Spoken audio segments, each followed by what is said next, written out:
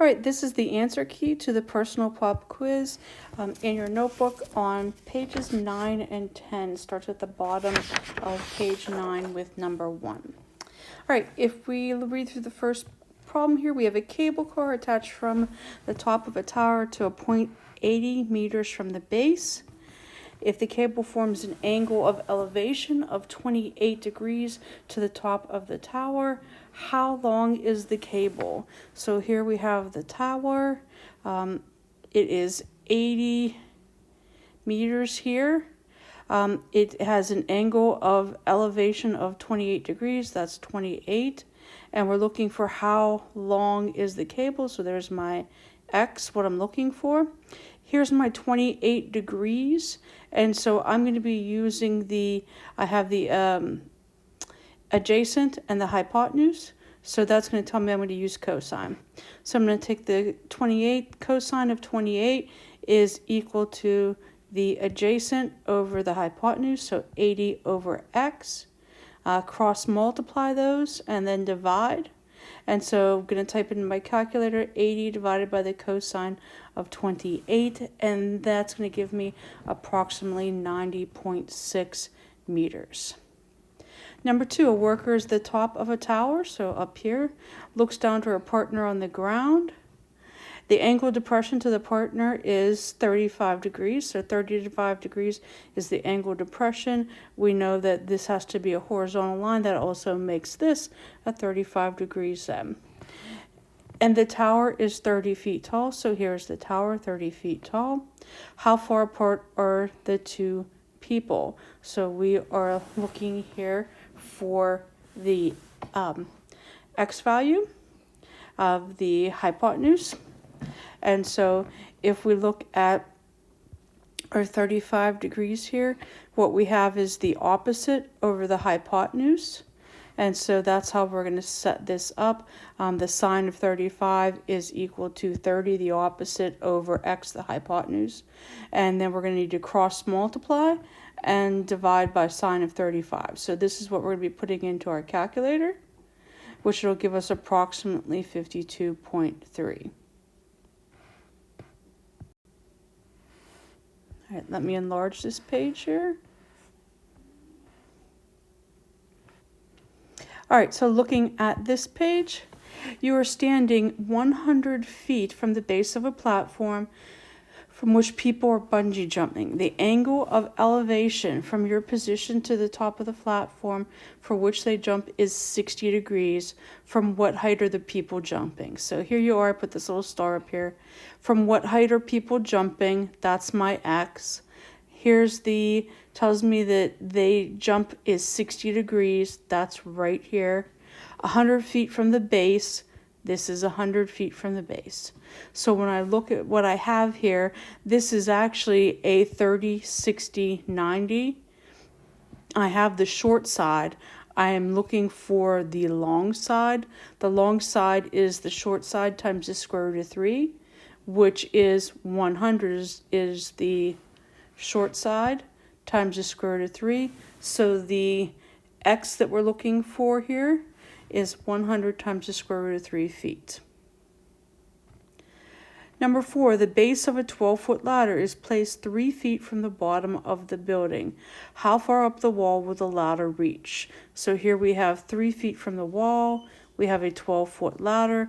We want to know how far it's going to reach. So we have two sides looking for the third side. That's Pythagorean theorem.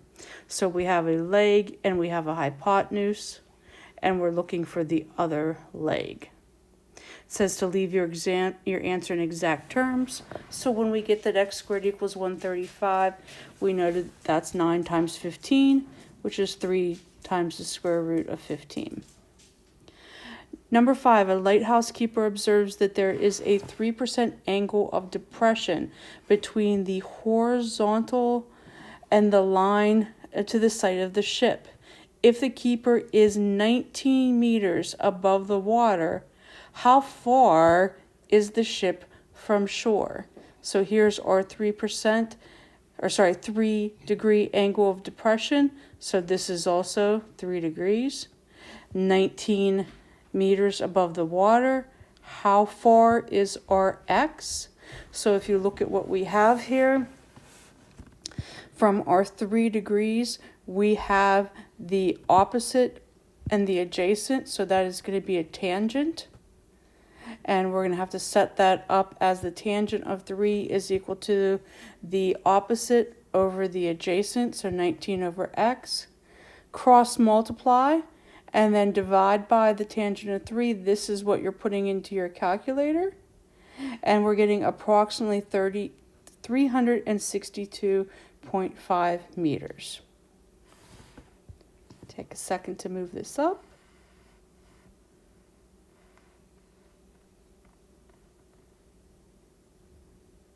There we go.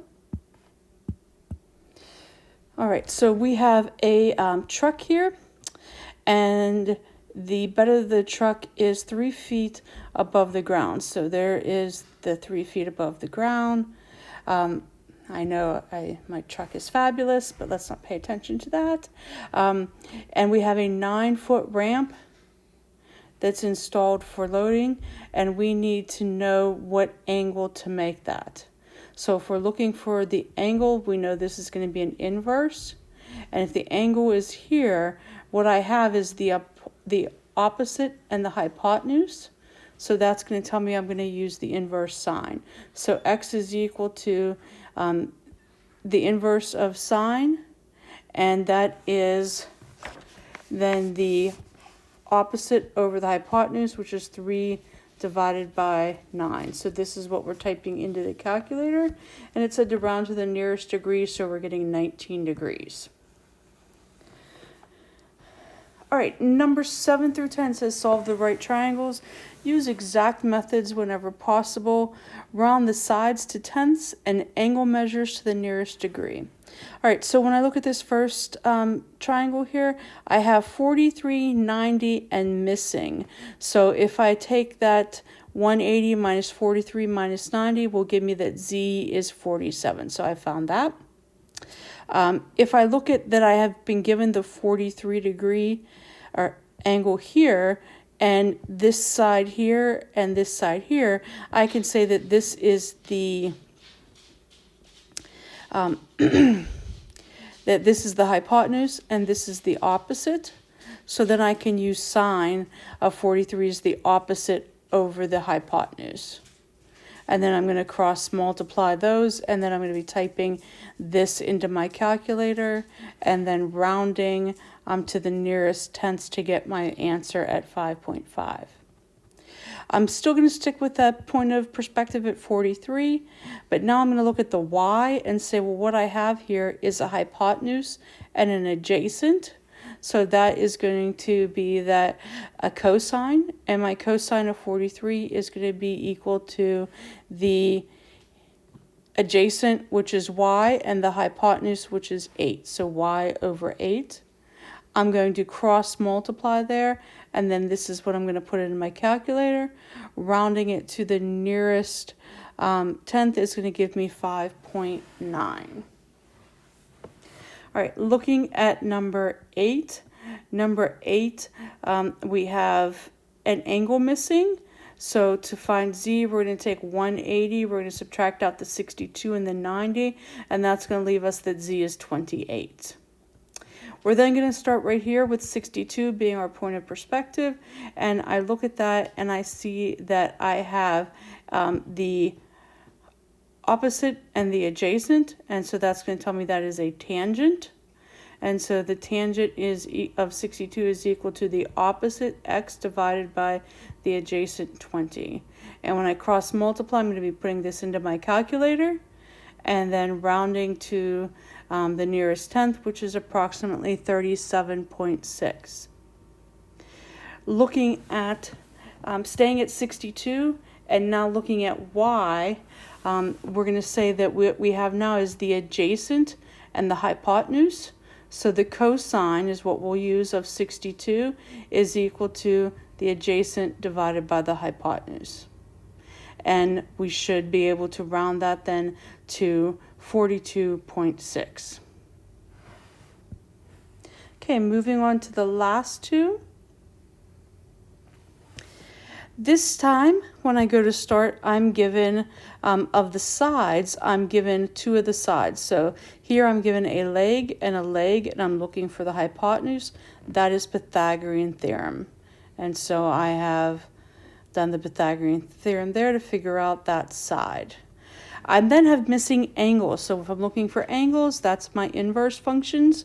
So if I start here looking for z, then what I would see is that I have 46 and 15. So if this is my point of perspective here, then 15 is my opposite and 46 is my adjacent. And so I'll be typing this into my calculator, and it said to round to the nearest degree, so I'm having 18 degrees.